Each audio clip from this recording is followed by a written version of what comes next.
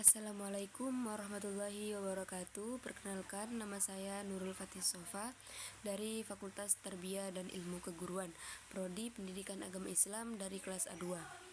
Di sini saya akan menjelaskan tentang materi kelompok 1 sampai kelompok 4 dengan matkul Pendidikan Kewarganegaraan. Baik, di sini saya akan menjelaskan tentang materi dari kelompok pertama yang berisi nasionalisme, identitas nasional, serta elemen yang ada pada identitas nasional. Baik, nasionalisme adalah ideologi yang menekankan cinta dan kesetiaan terhadap tanah air atau bangsa. Ideologi ini mengutamakan kepentingan negara di atas kepentingan individu atau kelompok, seringkali terkait dengan kebanggaan terhadap budaya, sejarah, bahasa, dan tradisi nasional. Identitas nasional di sini secara terminologis dapat diartikan sebagai satu ciri yang dimiliki oleh suatu bangsa yang secara filosofis membedakan suatu bangsa tersebut dengan bangsa yang lainnya. Elemen yang terdapat dalam identitas nasional diantaranya yaitu 1. Bahasa nasional atau bahasa persatuan, yaitu bahasa Indonesia. Bahasa merupakan suatu unsur pelambang pendukung identitas nasional. Bahasa dipahami sebagai perlambang yang secara arbiter dibentuk atas unsur manusia, dan digunakan sebagai sarana berinteraksi manusia. Yang kedua, bendera negara yaitu sang merah putih. Seperti yang sudah tertera dalam Undang-Undang Dasar 1945 pasal 35 yang dinyatakan bahwa bendera negara Indonesia adalah sang merah putih, di mana merah yang melambangkan keberanian dan putih yang melambangkan Yang ketiga yaitu lagu kebangsaan yaitu Indonesia Raya. Lagu Indonesia Raya diciptakan pada tahun 1924, pertama kali dimainkan pada Kongres Pemuda atau Sumpah Pemuda pada tanggal 28 Oktober 1920. Baik, materi yang selanjutnya ialah materi dari kelompok 2 yang menjelaskan tentang integrasi nasional. Integrasi nasional berasal dari dua kata, yaitu integrasi dan nasional. Integrasi berasal dari bahasa Inggris. Kata bahasa Inggris yaitu integrate yang berarti menyatupadukan, menyambungkan, dan menyatukan. Jadi, integrasi merupakan proses menyatukan berbagai perbedaan dalam masyarakat menjadi satu kesatuan yang utuh. Sedangkan istilah nasional itu memiliki 3 pengertian. Yang pertama yaitu bersifat kebangsaan, yang kedua berkenaan atau berasal dari bangsa sendiri, yang ketiga yaitu meliputi suatu bangsa.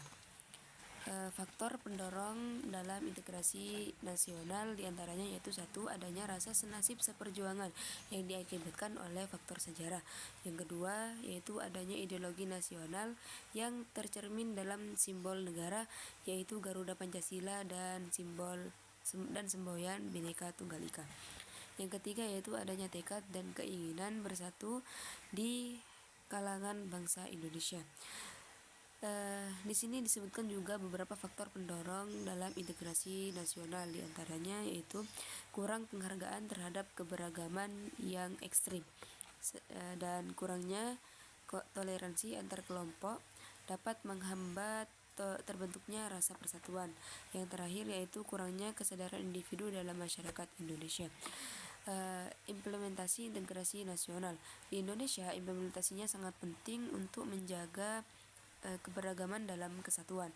Cara menerapkan integrasi nasional yaitu dengan cara pendidikan menanamkan nilai-nilai Pancasila sejak dini dan menghargai keberagaman dan menumbuhkan rasa nasionalisme. Yang kedua yaitu sosial meningkatkan toleransi antar agama, suku, dan ras serta memperkuat rasa solidaritas. Yang ketiga yaitu ekonomi menetapkan keadilan sosial, mengurangi kesenjangan, dan mendorong pertumbuhan ekonomi yang merata. Lanjut pada materi yang ketiga yaitu tentang pengertian konstitusi.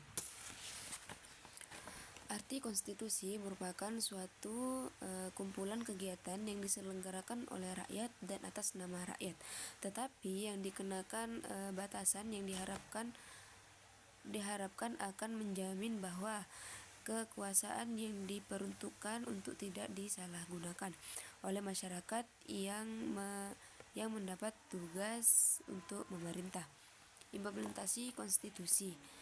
Alat pembatas kekuasaan berdasarkan pasal 1 Undang-Undang Dasar 1945, yaitu kekuasaan tertinggi negara berada di tangan rakyat. Contohnya, Presiden mengimbangi DPR dan ikut membahas dan memberikan persetujuan dalam pembentukan Undang-Undang Dasar. Yang kedua yaitu penjamin hak asasi manusia.